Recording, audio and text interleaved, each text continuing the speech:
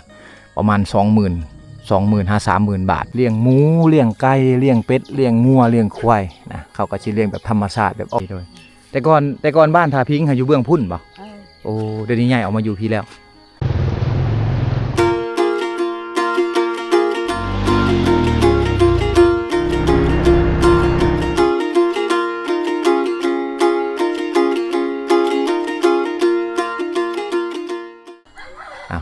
ย่างเลาะเบิ่งบรรยากาศยามเช้าพี่น้องทิวทัศน์ธรรมชาตินี่บ้างามๆเลย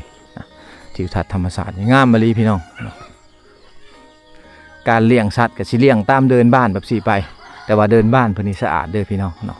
ตอนเช้าๆเขาจะเห็นคนในเขตนี่เขาจะออกมาปัดเดินบ้านเขาเจ้าอันนี้เป็นเฮือนครัวแน่นะเป็นวางเลี้ยงแบะแน่พี่น้องนี่อันนี้แบะหรือแพะนี่เขาจะขายให้กับพ่อค้าชาวเวียดนามที่เขามาซื้อนะเป็นสินค้าหลักๆในเขตชนบทลาวเฮาสบายดี ไปใส่มือเฮือนโอ้มาแต่ดินอยู่พุ่นนอนเฮือนหมู่เขาชิมือเฮือนเขาเจ้ามาแต่นอนเฮือนหมู่พี่น้องทางเขตนี่ชนบทลาวเฮานี่ก็ชิไปดินเฮือนหมู่แล้วก็นอนอยู่เฮือนหมู่มาตอนเช้าๆแบบสี่แหละอยากคือกับเฮาตะกี้เนาะนี่คือกับบ้านบานโอตะกี้พี่น้องงัวควายเพิ่นผูกไว้อย่างซี่แหละในช่วงเขาปลูกเขาจังซี่เขาจะมัดไว้ผูกไว้นะบางคนเขาจะปล่อยเขาก็นำไปเบิ่งนะพี่น้องเพราะว่าเขาก็ย่านงัวควายนี่เขาไปสวนไปไห่ของเขาควายดอนพี่น้องเลยควายดอนนี่แหละคือบรรยากาศยามเช้าๆอยู่ในเขตชนบทลาวเฮาพี่น้องงามหมู่บ้านนี่มายามใดก็ติดใจพี่น้องเลยเนาะ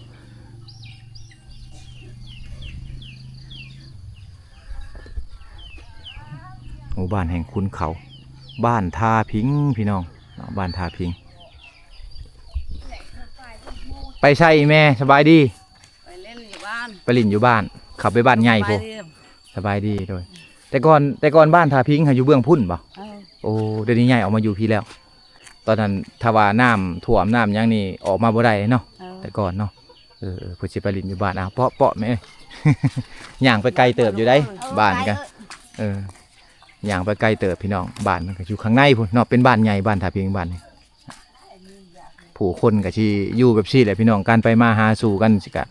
สิย่างไปนะสิย่างไปเพราะว่าบ้านน้อยหาบ้านใหญ่นี่ก็สิประมาณ1 กิโลเมตรพี่น้องไปกลับก็2 กิโลก็สิประมาณนั้น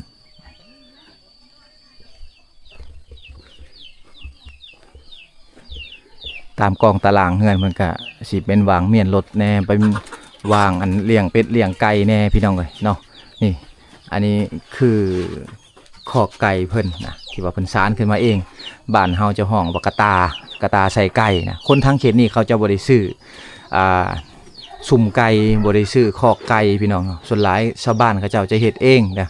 เป็นฝีมือของคนลาวเฮาอยู่ในเขตชนบทลาวพี่น้องเนาะอันนี้คือโฮงสีที่ชาวบ้านเขาเจ้าใส่ก็คือโฮงสีไฟฟ้าแบบสี่พี่น้องเนาะใส่ได้นะสบายแล้วมาเขตนี้เพิ่นจะบ่ได้ตำเขานะจะบ่ได้ตำเขาหมู่บ้านก็เป็นหมู่บ้านที่ว่าออร์แกนิกพี่น้องเลยเนาะพึ่งพาธรรมชาติแบบ100%หมดแหละนะ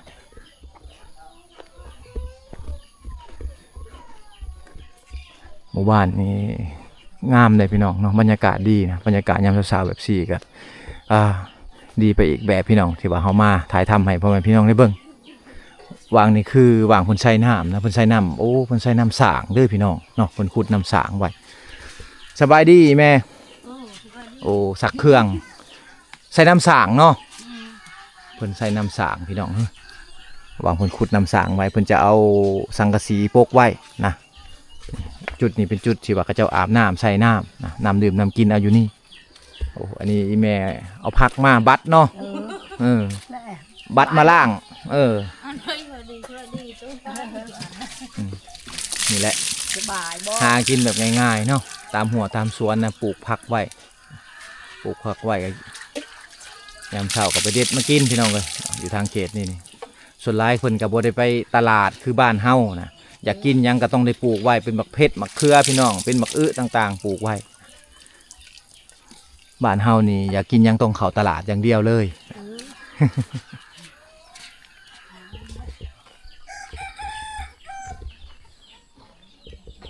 เฮือนซานเพิ่นก็สิประมาณนี้แหละพี่น้องเนาะที่ว่าเพิ่นอยู่ในเขตข้างในเลิกพี่น้องเนาะยามนี้ก็เป็นยามที่ว่าเกี่ยมออกไปให้ไปสวนยามสาวๆแบบสี่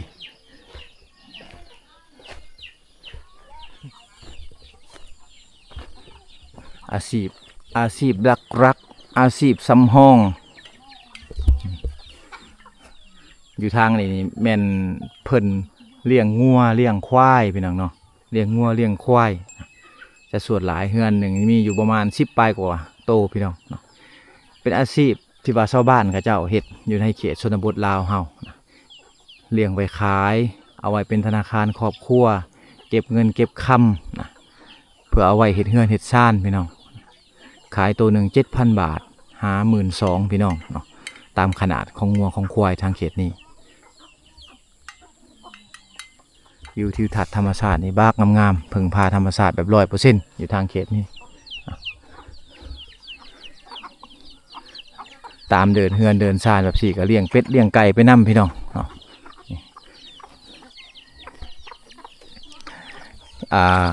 ข้าวเปลือกที่ว่าซีแล้วก็เอามาหวาน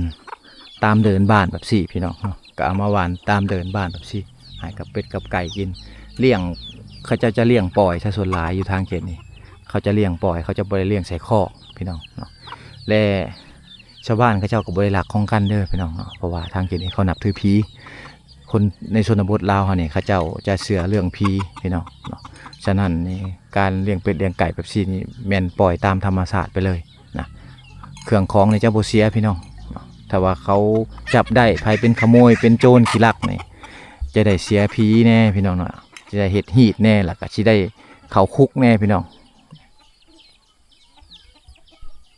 เฮือนซานแบบนี้เป็นเฮือนซานแบบดั้งเดิมของคนชนเผ่าบรูชนเผ่าตุรีพี่น้องแต่สมัยก่อนแต่ว่ามาในปัจจุบันเนี่ยก็ยังเห็นอยู่มาในปัจจุบันเนี่ยก็ยังเห็นอยู่แต่ว่าก็บางหลังคาเฮือนนี่ก็อาจจะยังบ่ได้ใช้ไฟฟ้าแต่ว่าก็สิมีไฟโซลาร์เซลล์นะผู้ที่ว่ามีเงินเนี่ยเขาจะดึงไฟฟ้าเขาเฮือนเขาซ่านเขาพี่น้องเนาะผู้ที่ว่าบ่มีเงินก็สิใช้ไฟโซลาร์เซลล์นี่แหละในการไต่ไฟกลางค่ำกลางคืนการเลี้ยงสัตว์ข้าเจ้านี่แม่นเลี้ยงตามเดินบ้านแบบสีไปพี่น้องเนาะเลี้ยงหมูเลี้ยงไก่เลี้ยงเป็ดเลี้ยงงัวเลี้ยงควายนะเขาก็สิเลี้ยงแบบธรรมชาติแบบออร์แกนิกแบบ100%จะบ่มีหัวอาหารจะบ่มีอาหารเสริมให้กับงัวให้กับควายกินนะให้กับสัตว์เลี้ยงกินอาหารสำคัญอยู่ทางเขตนี้ก็คือห้ำพี่น้องเนาะห้ำข้าวรำข้าวนี่แหละพี่น้องเลยเนาะในการเลี้ยงเป็ดเลี้ยงไก่เลี้ยงหมูนี่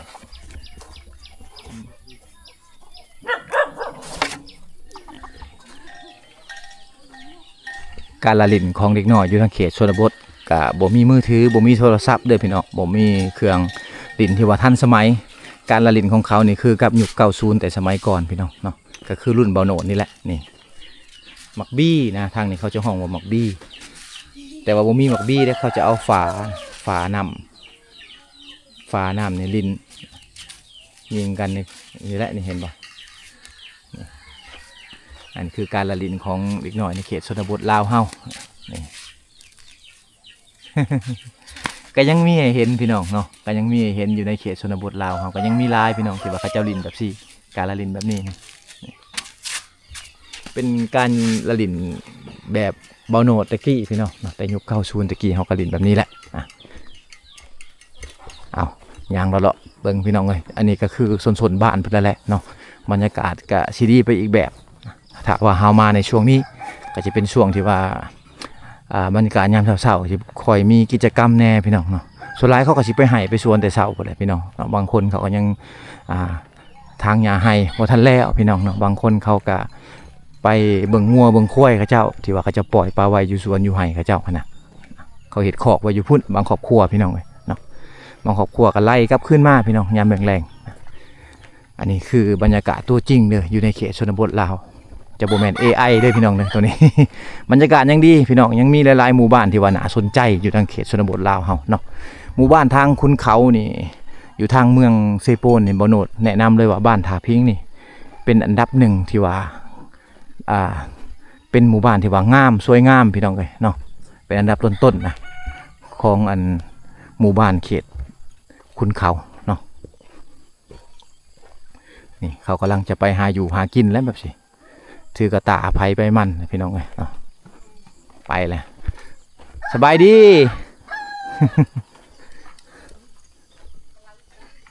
เขากำลังสิไปหาอยู่หากิน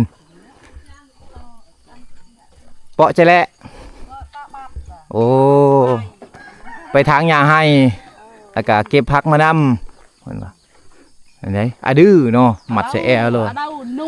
อะดื้อนัวนี่ผ่างอกับอะดื้อหมัดใส่แอลนี่แหละสิพี่น้องเนาะไปให้ไปสวนนะนี่กำลังถามหมู่อยู่สิออกไปแล้วบ่นี่เยิ้งบ่ให้นะ Vô ngủ rồi tại con cái nuôi con cái โอ้ย่างขึ้นผู้พุ่นเราไกลเติบได้พี่น้องเอ้ยไกลออกไปนี่จะเป็นบ้านเก่าของบ้านถาพิงนะเป็นบ้านห่างแหละพี่น้องคนอยู่บ่หลายแล้วบ้านนั้นยังถาหมู่ถาคู่อยู่เนาะนี่ เฮือนซานแบบรุ่นเก่ารุ่นเดิมเฮือนซานเพิ่นแบบนี้แหละพี่น้องเกียมเครื่องสิไปให้นะ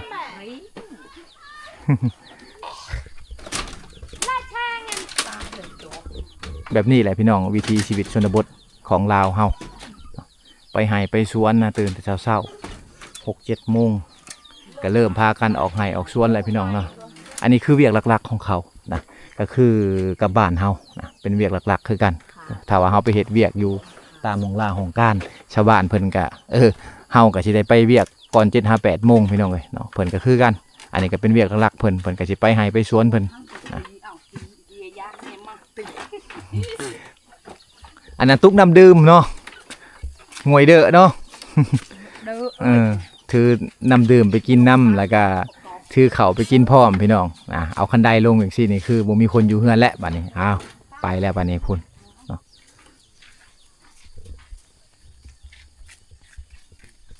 ตาสะออนงัวเพิ่นพี่น้องงัวควายเพิ่นหลายขนาดนะหมู่บ้านนี่หลายอีหลีเต็มไปด้วยสัตว์เลี้ยงพี่น้องอันนี้คือธนาคารครอบครัวของชาวบ้านเขาเจ้านะเลี้ยงงัวควายทางเขตนี้เป็นเลี้ยงแบบออร์แกนิกนะถ้าว่าเฮามาสวยๆนี่จะบ่เห็นในบรรยากาศแบบ4พี่น้องเนาะเพิ่นจะปล่อยงัวปล่อยควายนี่ประมาณ 9 โมงประมาณ 9 โมงเช้าจังน้อยเพิ่นก็เริ่มปล่อยแล้วพี่น้องเนาะแต่ว่าเฮาใครแต่เฮามาทันนะถ้าว่าเฮามาบ่ทันนี่ก็สิเห็นแต่คอกเปล่าๆพี่น้องบรรยากาศแบบ4ก็จะบ่มีอันนี้คือธนาคารครอบครัวโอ้เอาไว้ค้าไว้ขายพี่น้องเอ้ยเนาะเลี้ยงใหญ่แล้วก็ขายให้กับพ่อค้าคนกลางมาหับซื้อเอาโตละ10,000 บาทพี่น้องเนาะโตละ 7,000 นะหลายโตเขาก็ได้หลายเงินพี่น้องเก็บไว้เฮ็ดเฮือนเฮ็ดซ่านนะเศรษฐกิจพอเพียงพี่น้องทางเขตนี้เนาะหมู่บ้านที่ว่าเศรษฐกิจพอเพียงดีได้โอ้มาในช่วงนี้แม่นเขาเจ้าขุดน้ำสางหรือพี่น้องใส่อยู่ในหมู่บ้านเขาเจ้านะเขาจะใส่น้ำสางนี่อันนี้คือน้ำสางที่เพิ่นขุดมาแล้วเพิ่นปกไว้ส่วนหลายเขาเจ้าจะขุดเองนะพี่น้องทางนี้จะซอยเหลือกันแห้งซอยแห้งกันขอเฮ็ดให้เฮือนคนนี้แล้วขอก็ไปเฮ็ดให้เฮือนอีกคนนึงซอยเหลือกันพี่น้องเอ้ยเนาะจะเป็นแห้งซอยแห้งทั้งหมดเลยนะจะเป็นแห้งซอยแห้งทั้งหมดหากระขุดใหม่ๆพี่น้องหากระขุดใหม่อันนี้คือต้นดูเลยพี่น้องเนาะต้นดูนี่แต่สมัยก่อนนี่ชาวบ้านเขาเจ้าฮิตปลูกอยู่ทางเขตนี้เพราะว่าเวียดเขาเจ้ามาหับซื้อราคาสูงแต่ว่าปลูกแล้วมันบ่ได้มาตรฐานก็เลยว่าปะไว้เลยพี่น้องเนาะต้นดูนี่ปะไว้เลยตามกองตารางเฮือนก็สิเป็นวางเมียนรถเนาะ รถตอกๆนี่แหละเป็นรถที่ว่าชาวบ้านใช้อยู่ในเขตชนบทลาวเฮาถ้าส่วนหลายสบายดีล่ะบ้านส่วน เจ้าของก็อยู่เทิงเฮือนพุ่นเห็นบ่ส่วนหลายทางเขตนี้เขาจะเลี้ยงม้าไว้เด้ม้าเขาจะอยู่ขึ้นเทิงเฮือนพุ่นพี่น้องเลยเนาะเดินบ้านนี่เหมาะกับการเลี้ยงงัวดีพี่น้องเนาะหญ้าเต็มไปหมด เป็นคุ้มแบบซี่นี่เขาเจ้าบ่ได้ขุดเองเด้อพี่น้องอันนี้คือคุ้มบอมคุ้มระเบิดนะคุ้มบอมคุ้มระเบิดแต่สมัยสงครามโฮจิมินห์จะเป็นคุ้มผ่านศึกสงครามมาบางคนนี่เขาเจ้าจะใส่ไว้เลี้ยงงัวเลี้ยงควายพี่น้องเนาะบางคนเขาก็เอาไว้ปลูกฝังบางคนก็เฮ็ดเป็นน้องป้าพี่น้องอยู่ทางเขตเมืองเซโปนนี่คุ้มบอมคุ้มระเบิดแบบซี่จะมีหลายเราจะพบเห็นหลายตามไห่ตามสวนตามหัวภูต่างๆก็มีพี่น้องเนาะตามตีนภูต่างๆก็มีตามหมู่บ้านแบบซี่ก็ยังมีลงเรืออยู่พี่น้องเนาะอันนี้คือห้องห้อยประวัติศาสตร์นะเป็นห้องห้อยประวัติศาสตร์นี่อันนี้ก็แม่นคือกันอันจะเป็นคุ้มบอมคุ้มระเบิดพี่น้องเนาะจะเป็นคุ้มบอมคุ้มระเบิดคุ้มบากใหญ่ๆเลย บางคนก็เลี้ยงสัตว์ใส่บางคนก็ปลูกฝังเห็ดเป็นวางอันปลูกกล้วยบ่พี่น้องเนาะเป็นคอกงัวคอกควายบ่เป็นน้องป้าบ่เขาจะบ่ได้ถมเด้อถ้าว่าเขาบ่เฮ็ดเฮือนหลังใหม่แล้วเขาบ่ถมได้เขตนี้พี่น้องเขาจะปาไว้แบบซี่แหละนี่คือบริเวณน้ำสางที่ว่าชาวบ้านเขาจะขุดเองแห้งซอยแห้งกันน้ำสางพี่น้องเจ้าห้องว่าน้ำสางถ้าเฮาเฮ็ดน้ำสางนี่แม่นจะได้ใส่ตลอดปีเลยนะบ่คือน้ำบาดาลบางเทื่อน้ำบาดาลนี่ก็น้ำบ่พอใส่พี่น้องเนาะแต่ว่าน้ำสางนี่ขุดไว้เฮือนไผเฮือนมันนี่ก็สบายแล้วพี่น้องเนาะมีน้ำใส่ตลอดปีทั้งเขตนี้เขาเจ้าบ่ได้โป้มบ่ได้ตักเอาน้ำขึ้นมาใส่แล้วบางครอบครัวที่ว่าเขามีเงินเขาจะใส่ได้นะดูดน้ำขึ้นมาดูดน้ำขึ้นมาไปถึงเฮือนถึงซ่านแหละเพราะว่าหมู่บ้านนี้มีไฟฟ้าเป็นที่เรียบร้อยแล้วพี่น้องเนาะบรรยากาศเฮือนซ่านเพิ่นพี่น้องอยู่ท่ามกลางคุณเขาเนาะมาช่วงนี้กับบรรยากาศก็แตกต่างกันไปแต่ละฤดูกาลพี่น้องก็บ่คือเก่านะบรรยากาศดีพี่น้องเอ้ยบรรยากาศดีอยู่กลางบ้านวันนี้เพิ่นจะขุดน้ำสางแล้วมาในปัจจุบันเนาะข้างหลังนี่ก็จะเป็นทรายภูที่ว่าขันระหว่างเมืองวิระบุรีหรือว่าขันเมืองบัวลพาแขวงคำมวนพี่น้องเนาะเป็นสายภูเดียวกันนะที่ติดจอดกันเชื่อมต่อใส่กันพี่น้องเอ้ยเนาะการปลูกเงินปลูกชานทางเขตนี่จะอยู่กันแบบพี่น้องแบบพึ่งพากันนะมีอ้ายเอ้ยน้องนะอยู่ใกล้ๆกันพี่น้องผู้ใดที่ว่าแต่งงานมากับมาอยู่เฮือนกระสางเฮือนไว้อีกหลังนึงนะอยู่ใกล้ๆกันใกล้เฮือนพ่อเฮือนแม่สลายเขาเจ้าจะบ่ได้อยู่กับพ่อแม่พี่น้องเนาะทางเขตนี้เขาเจ้าคาล่ำนะ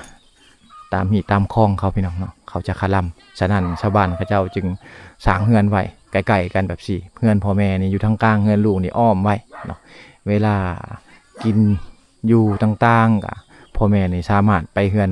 ไผก็ได้เนาะสำหรับเฮือนลูกที่มาอยู่ใกล้นะอยู่ข้างในแบบสี่นี่ก็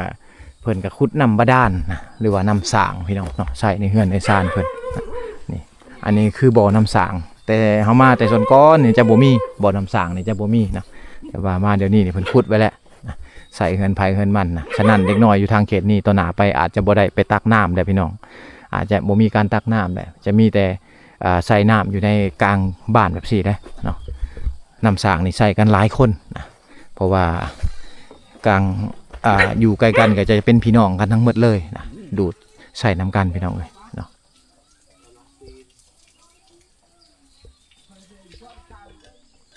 นี่คือคอกงัวคอกควายเพื่อนพี่น้องเนาะสีเห็ดคอกใกล้ๆกับบ้านกับเฮือนนะห่างกับบ้านก็ประมาณ 2-3 เมตรพี่น้องเป็นควายที่ว่าเพิ่นเลี้ยงเพื่อว่าเอาไว้ขายให้กับพ่อค้าคนกลางคนเวียดนามคนลาวที่ว่ามาหับซื้ออยู่พี่น้องควายแหละอยู่ทางนี้ราคาจะสูงนะประมาณ 20,000 30,000 บาทพี่น้องเนาะจะราคาแพงกว่างัวนี่ประมาณ 7,000 หา 10,000 กว่าบาทพี่น้องทางเขตนี่เขาส่วนหลายเขาก็จะเลี้ยงแบบสี่แหละในการหาอยู่หากินต่างๆเนาะเขาก็หากินตามธรรมชาติพี่น้องแต่ว่างัวควายนี่เลี้ยงแล้วเขาก็ขายเอาเงินคำส่วนหนึ่งก็เอามาไว้เฮ็ดเฮือนเฮ็ดซ่านและส่วนหนึ่งก็เอาไว้ซื้อรถไถเพื่อว่าจะเฮ็ดเกษตรอยู่ทางเขตในเขตชนบทแบบสี่หรือว่าการเดินทางต่างๆในช่วงฤดูฝนที่ว่ามันยุ่งยากเขาก็สิใช้รถไถนี่แหละในการเดินทางพี่น้องเนาะฉะนั้นอาชีพห้องลงมาในการเฮ็ดให้เฮ็ดสวนต่างๆนี่ก็คือการเลี้ยงงัวเลี้ยงควายพี่น้องเนาะอันนี้คือธนาคารครอบครัวได้พี่น้องเลยเนาะเจ็บป่วยต่างๆเนี่ยบ่มีเงินก็ขายได้สามารถขายได้เพื่อจะเอาเงินมาบัวหรือว่ามาจุนเจือครอบครัวบรรยากาศคักพี่น้องเลยเนาะถามกลางคุณเขาแบบสี่แหละหมู่บ้านเพิ่นกะนะท ถามกลางคุณเขาแบบสีบรรยากาศดี